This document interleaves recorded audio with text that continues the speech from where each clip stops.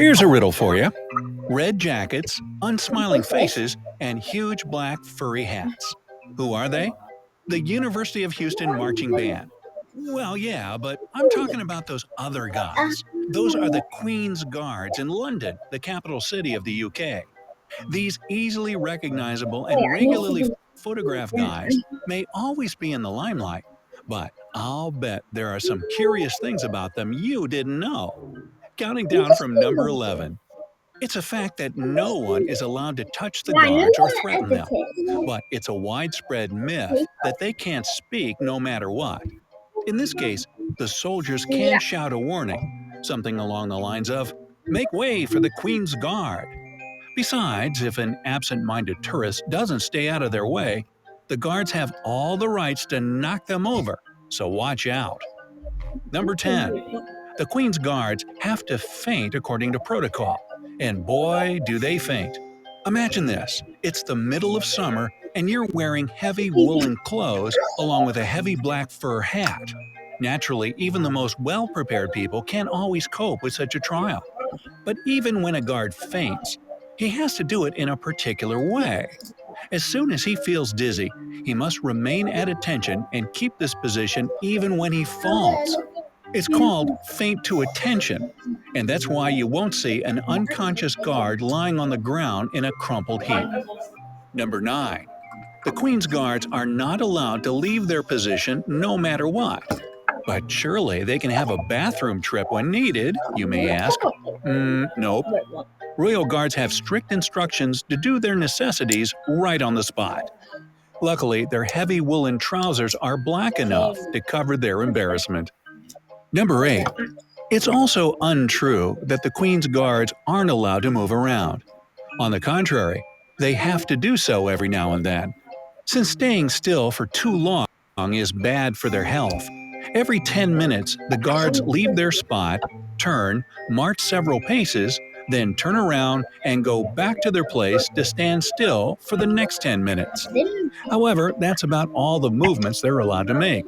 No nose picking, no scratching an itch, no wiping away sweat, nada zippo niet. Number 7. You've probably noticed that while most of the time the Queen's Guards wear bright red jackets, sometimes you can spot them in long gray coats. One of the most inventive explanations to this phenomenon I've come across sounded like this. When the Queen is happy, the guards put on red jackets, but when she's in a bad mood, the soldiers opt for the gray coats. Well, however cute it may sound, nothing can be further from the truth. The Queen's Guards wear red jackets in spring and summer and long gray coats during the fall and winter months. The coats are long and warm enough to allow the soldiers to stay motionless for a long time, plus they protect the guards against the elements. Number 6. Under no circumstances are the guards allowed to smile or laugh, though it's not for the lack of trying from the tourists. The truth is that the soldiers train themselves to remain smile-proof so they don't lose their salary. If a superior notices a guard stretching his lips in a smile, the guard will face a fine of up to a week's pay.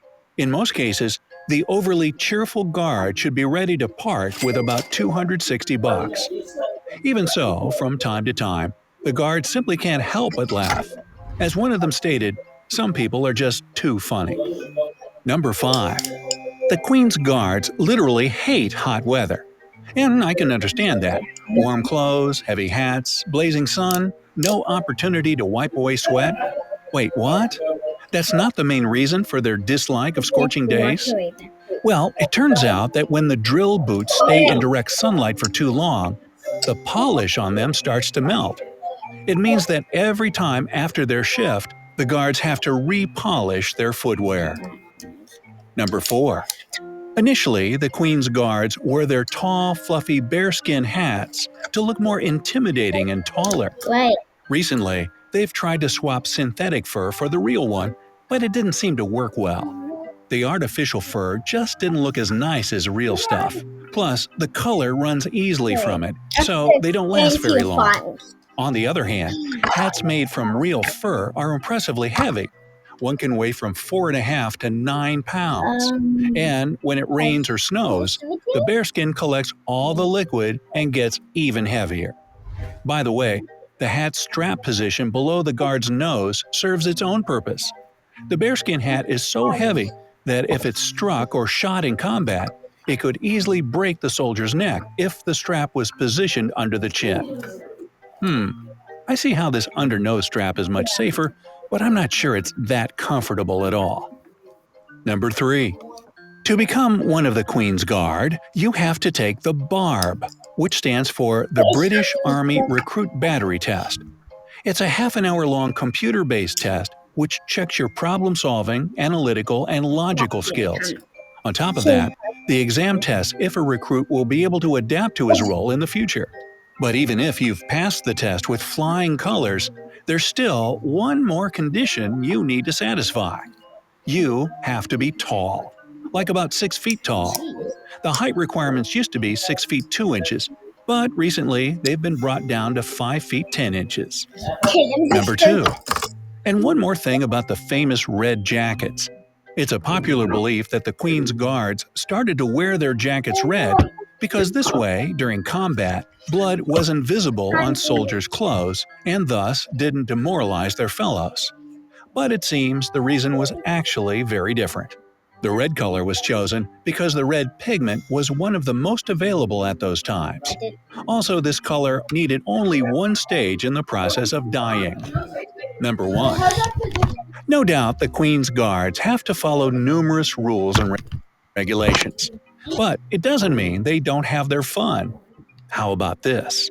When the guards get joined by their regimental band, for example, during the changing of the guard ceremony, the musicians can play something a bit lighter than good old patriotic songs and marches. If you're lucky enough, you can hear them perform the Imperial March from Star Wars, or even Indiana Jones and Game of Thrones theme songs. So, what in your opinion is the hardest thing about the Queen's Guard job? I think the bathroom thing might be pretty tough. Well, let me know down in the comments. If you learned something new today, then give this video a like and share it with a friend. But hey, don't go anywhere just yet. We have over 2,000 cool videos. Okay, that's enough of him. Yapping, yapping. What was your most favorite thing? Anyway, yeah, just peace. I think I'm gonna be out. Peace.